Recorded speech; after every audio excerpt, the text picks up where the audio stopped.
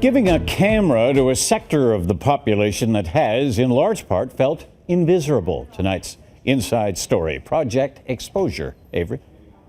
Well, Gord, with that camera comes an unflinching look at both the people and the parts of the city that may make some uncomfortable. They're calling it Project Exposure.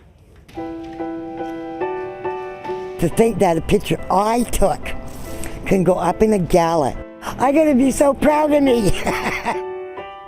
The photos are raw. I titled it A Homeless Luxury because the mattress is the luxury, the garbage is a fact. Gritty. It's a picture of an ashtray and a crack pipe and a lighter and a chunk of crack sitting on a dresser. Unflinching. I took a photograph of a drug dealer who graciously opened up his bag to me. It was only of the bag and his hands.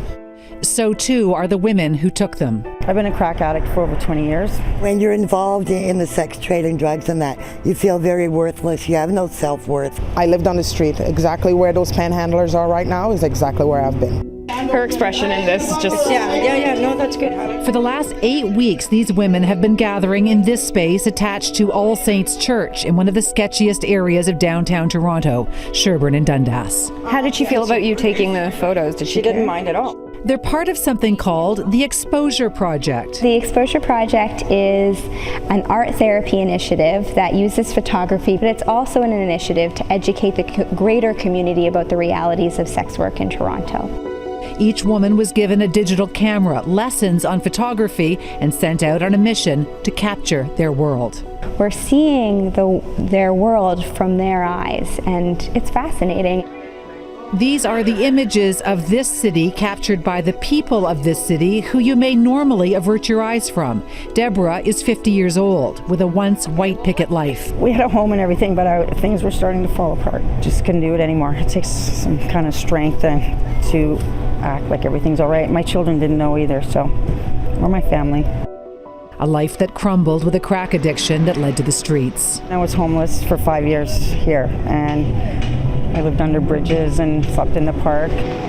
Some people who live on the street feel so invisible, and there's a certain power that can be had in having a camera and documenting. I feel empowered that any normal Joe Blow on the streetcar going home will take a second look at the people that they pass.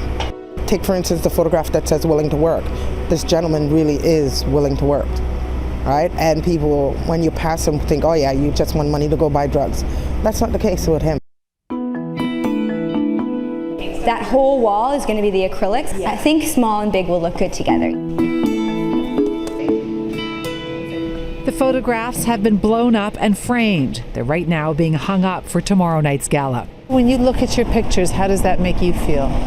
I feel really good. Every woman in here is like in shock that people are looking at these pictures and saying how great they are. Is there any way of predicting for you how you will feel when you see the photograph that you took hanging up in this beautiful environment with complete strangers looking at your photograph?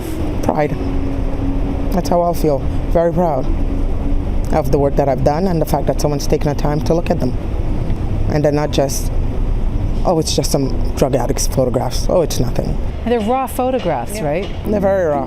These are not photographs that are going to make it on the back of postcards for Toronto. No, it isn't. And yet, this is a fair and true representation of life on the streets. Of life on the streets. Yep.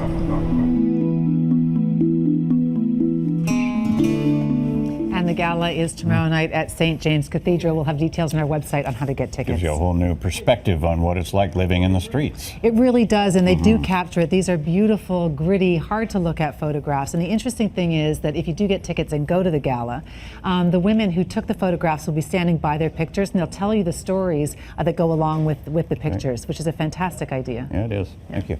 You can reach out to Avery on Twitter, the address @CityAvery. The Inside Story runs every Tuesday and Thursday on City News. All segments are up on our website, citynews.ca.